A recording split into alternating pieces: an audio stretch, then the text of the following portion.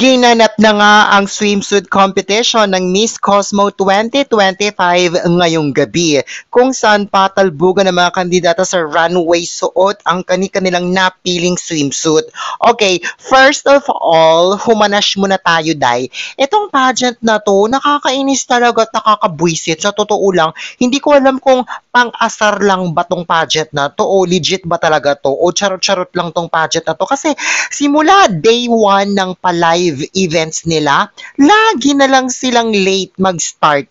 Tapos ang lala ng pagka-late nila, Day, parati, late na naman sila. Kanina, sabi 4 p.m. daw ang swimsuit competition. Tapos umabot na ng 6 p.m. Day ng gabi, hindi pa rin sila nagsa-start hanggang sa madaling araw 12 midnight na daw nila ila-live, i-broadcast ang swimsuit competition. Kaloka! Kung hindi kasi nila kayang mag-organize ng pageant, wag nang ipilit, Dava. Kasi sinasayang na nila yung oras ng mga kandidata, ng mga pageant fans at ng mga supporters. Dava, lahat ng mga pa-live events nila dahil sa YouTube, sobrang late. Grabe ang pagka-late. Mas malala pa sa Filipino time.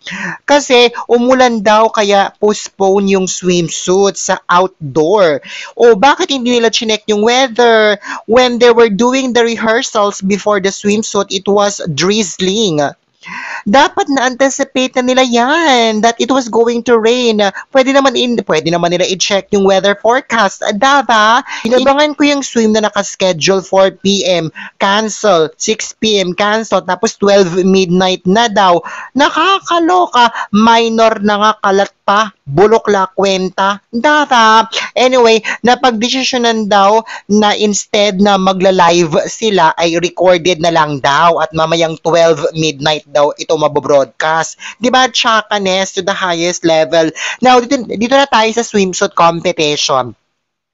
In fairness naman, kahit papaano, kahit na konti lang yung mga magaganda dito, may ilang kandidata pa rin naman ang bigay todo sa kanilang performance. At ilan sa mga nag-stand out ay sina Brazil. In fairness, si Brazil, maganda talagang performance na ipinapakita niya since day 1. Gusto ko yung execution niya dito sa swimsuit. Oh my God! Maganda ang pasarela niya and I love it na nakasmile siya more than trying to look fierce on camera.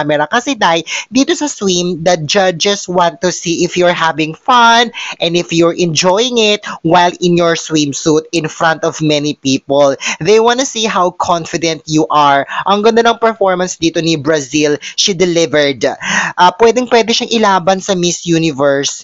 And again, just like the fashion show yesterday, hindi na talaga ako nagulat na nakapasok si Brazil sa top 5 again sa best in swimsuit. Now, aside from her, pasok din sina Panama, Myanmar, Mexico at India sa top 5 best in swimsuit. Unfortunately, naligwak na naman sa pangalawang pagkakataon si Chelsea Fernandez. Now, what went wrong ba? Bakit naligwak na naman siya sa pangalawang pagkakataon kahapon sa fashion show ngayon? Sa swimsuit competition, ligwak na naman. Himay-himayin natin, Day. Well, sa akin, okay naman yung performance na pinakita na dito. It was okay, but not the best. Medyo fierce ang atake na here. Maganda sana kung nakasmile siya since this is a swimsuit competition, not an evening gown. Tapos, one thing that I noticed, dire-diretso lang siya naglalakad, as in dire-diretso lang talaga siya naglakad. It would have been nice sana if umikot sana siya similar to what the other candidates did. Kasi parang naglalakad na lang siya, dire-diretso hanggang sa gitna. Tapos konting aura sa center stage, then dire-diretso exit agad.